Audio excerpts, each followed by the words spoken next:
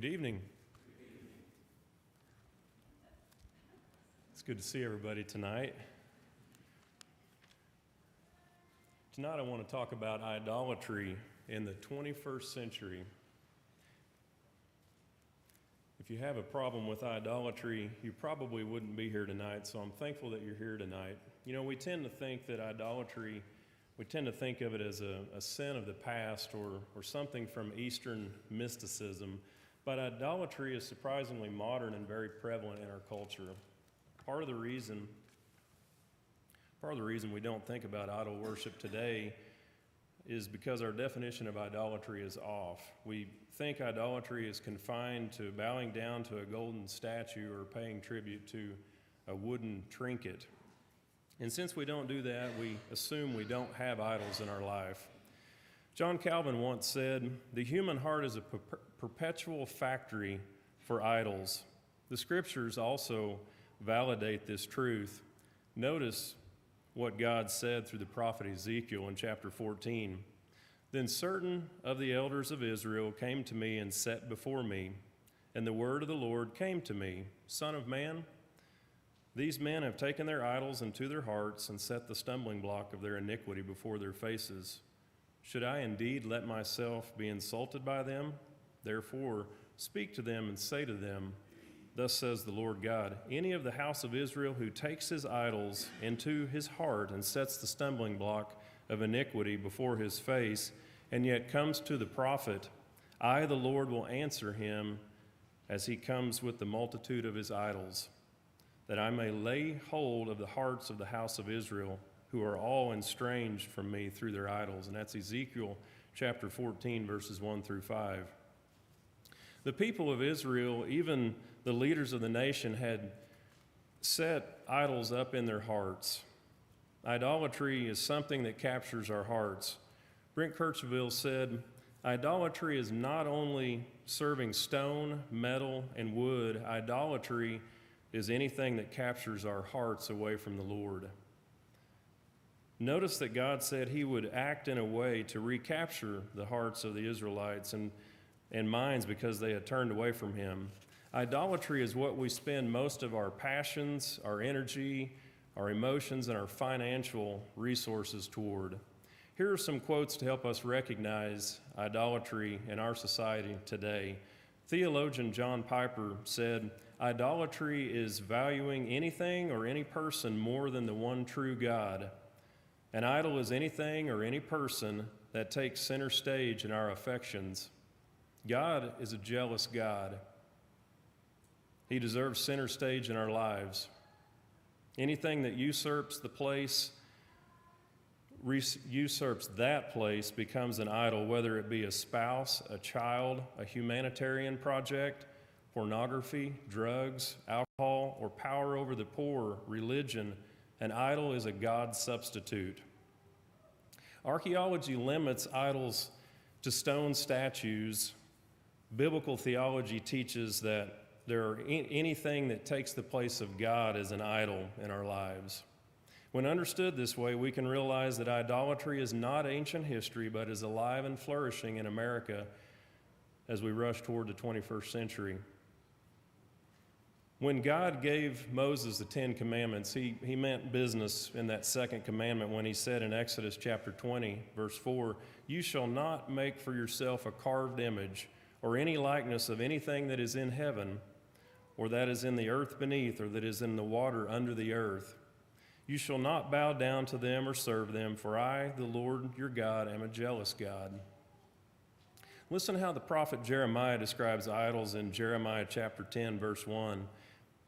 It says, "Hear the word that the Lord speaks to you, O house of Israel. Thus says the Lord, learn not the ways of the nations, nor be dismayed at the signs of the heavens, because the nations are dismayed at them. For the customs of the people are vanity. A tree from the forest is cut down and worked with an axe by the hands of a craftsman. They decorate it with silver and gold. They fasten it with a hammer and nails so that it cannot move. Their idols are like scarecrows in a cucumber field, and they cannot speak. They must be carried, for they cannot walk. Do not be afraid of them, for they cannot do evil, neither is it in them to do good. The immediate problem about speaking about idolatry is that our natural reaction is to believe that idolatry is not a problem today. We look at life and we don't see anybody bowing down to idols. There probably aren't any idols in our house. We think of idols, when we think of idols, we think of images made of stone, wood, metal that are placed in a shrine where folks physically bow down to them. This, however, is an archaeological view of idolatry, not a biblical view today. My concern is that we have scarecrows in our lives that we do not recognize, idols that we are serving that have carried our hearts away from God. Tonight we're going to define idolatry, and we're going to try to see if we have idols in our life today and find out what we need to do to pivot away from them. We all worship something. In Isaiah chapter 43 and verse 21, it says we are created for worship. So we do not need to ask if we are worshipers. We all are. We need to consider what we are worshiping. Let's look at a well-known account in Exodus chapter 32. If you'd like to turn there, please. Exodus chapter 32, we're going to look at a few verses there, starting at verse 1. Exodus 32 and verse 1.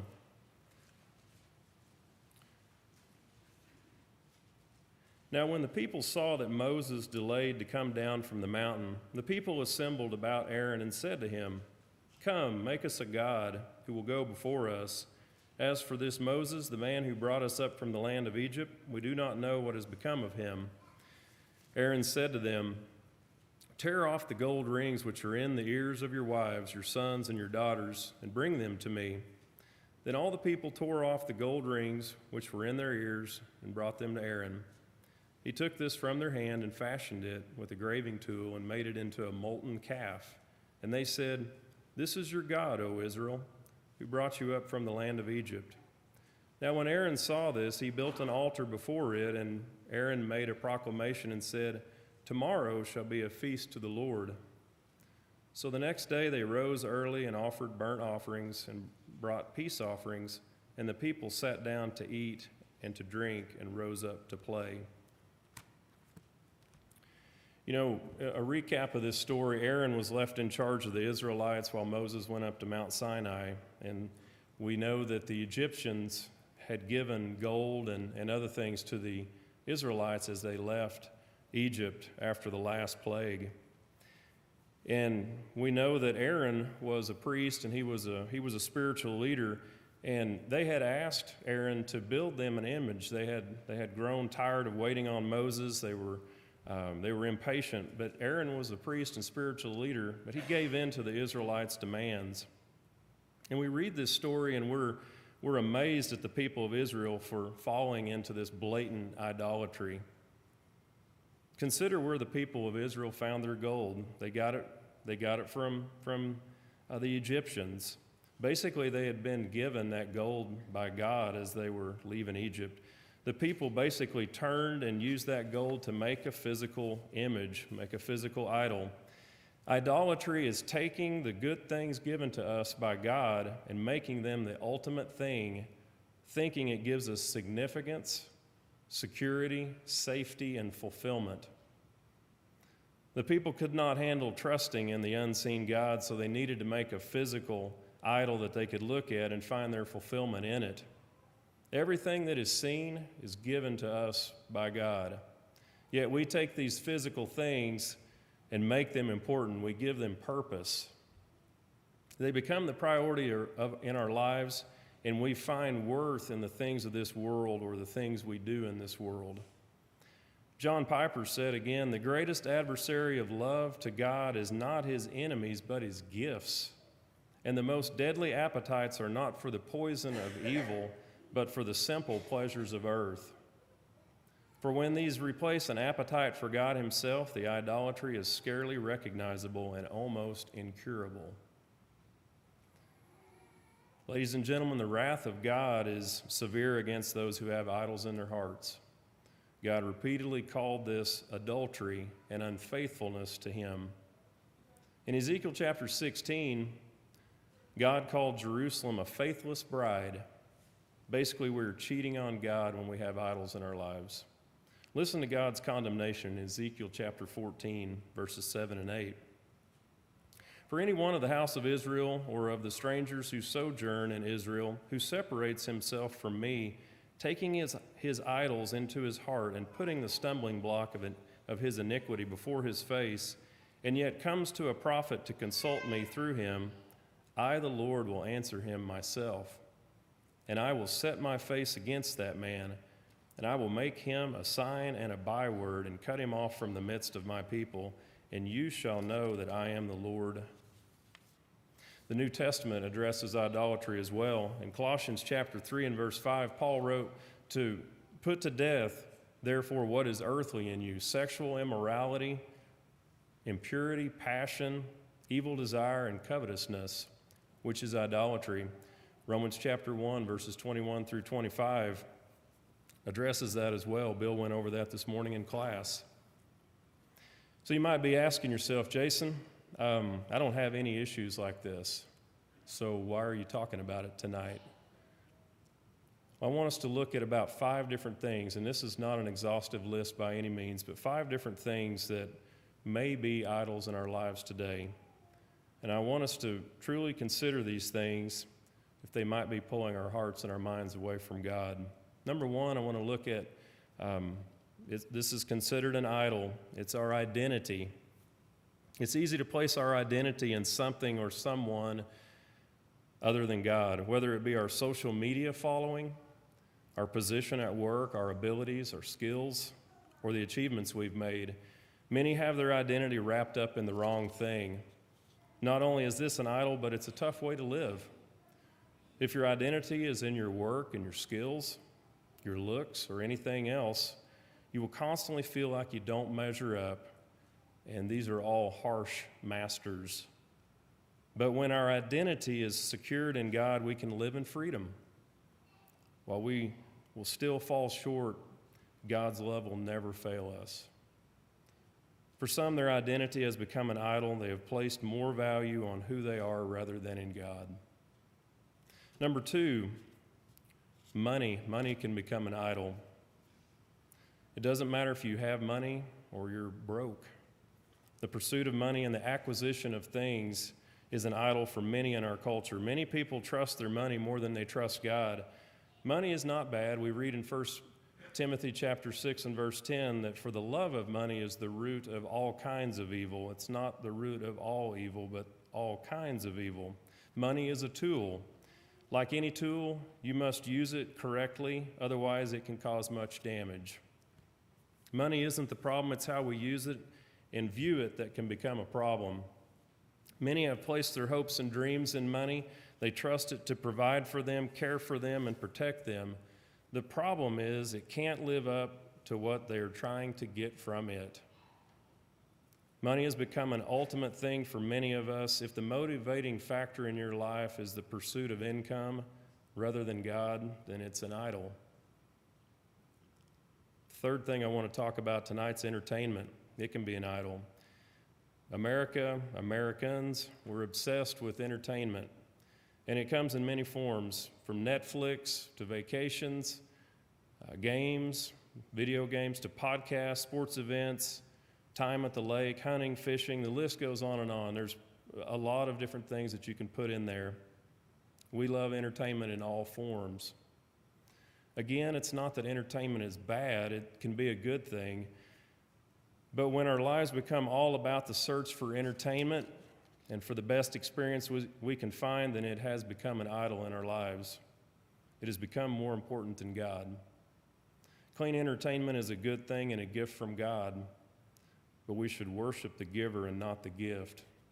That parallels with Romans chapter 1 and verse 25. The fourth thing that I want to talk about tonight is comfort. There's an endless list of products that make our lives comfortable, that simplify things in our life. We've made our lives so much easier and more comfortable than any other time in history. Tasks that used to take all day can just take minutes now. I run a line at Owens Corning. It's supposed to be one of the most automated lines at Owens Corning in the whole company, and what used to be manual tasks is now done automatically. It's very, very handy. While that's a good thing, our pursuit in life should not be comfort alone. Jesus tells us a very different narrative of his followers. He says that his followers will face trials, they will face persecution and difficulty. While comfort in itself is not bad, it can be a good thing. If it's our main pursuit in life, then it can be damaging to us. When comfort is an idol, we will struggle when God calls us to do something difficult. My grandfather was a missionary in Africa, and there were several of the natives that wanted to come to the United States, but he was reluctant to do that because he did not want them to see exactly how easy we had it and them to return to Africa discontent. The fifth thing that I want to talk about, and the last thing, is our phones. Smartphone addiction is becoming a worrisome trend. For many, they simply cannot live without their phones or their online presence. This is quickly becoming an idol for many. The problem isn't our phones or social media or any form of technology for that matter. There's a lot of good that can come from both. It's just how we use it and the priority we put upon it. When our lives revolve around how many likes we get with our following, or if we can't sit in silence for 5 minutes without refreshing our news feed, we might have an idol. Anything that takes the place of God in our life, anything that becomes more important than God, is an idol. Now, this list isn't a list of things that we should avoid or beat ourselves up about or use as ammo against someone else. This is simply a list of things that can take the place of God in our lives.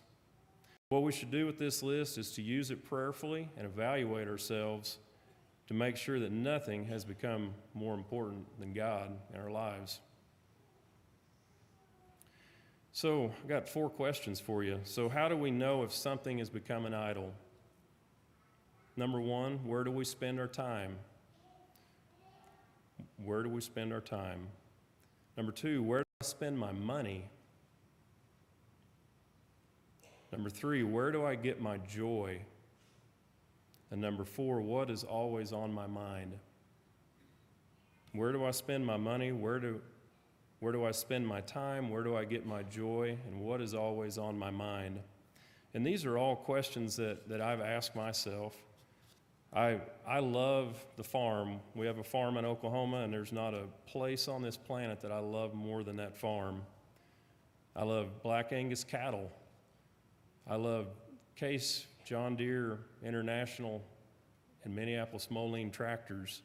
And I really love second-gen Dodges with Cummins engines. And I love to work. These aren't bad things, but I've found that in my life that I've been so consumed with these at some point in time that they have become my idol.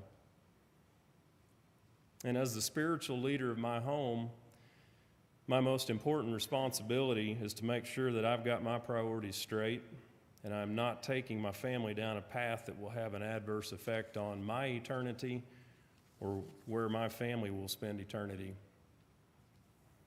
This is Father's Day, and I've got to say something about that.